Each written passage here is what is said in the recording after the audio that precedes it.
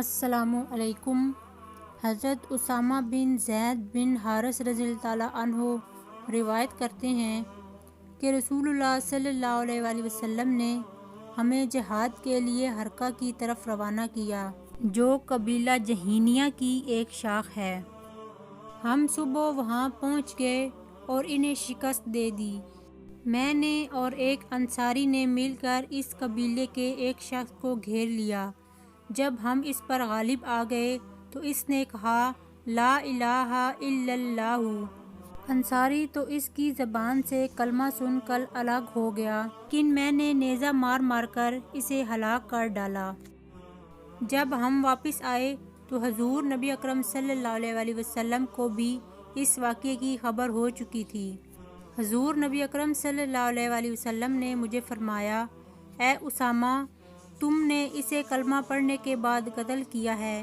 میں نے عرض کیا، یا رسول اللہ صلی اللہ علیہ وآلہ وسلم، اس نے جان بچانے کے لیے کلمہ پڑھا تھا۔ پھر فرمایا، تم نے اسے کلمہ پڑھنے کے بعد قتل کیا۔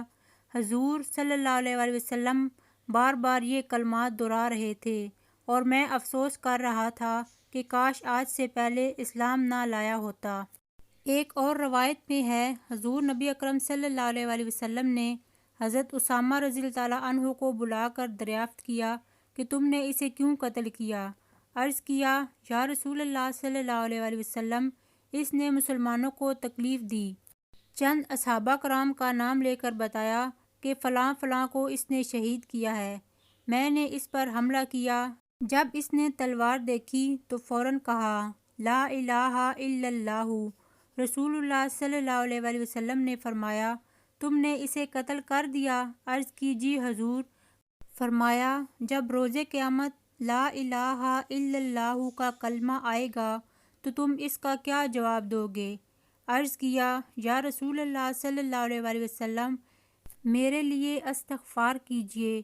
آپ صلی اللہ علیہ وآلہ وسلم نے پھر فرمایا، جب روز قیامت لا الہ الا اللہ کا کلمہ آئے گا تو تم اس کا کیا جواب دو گے؟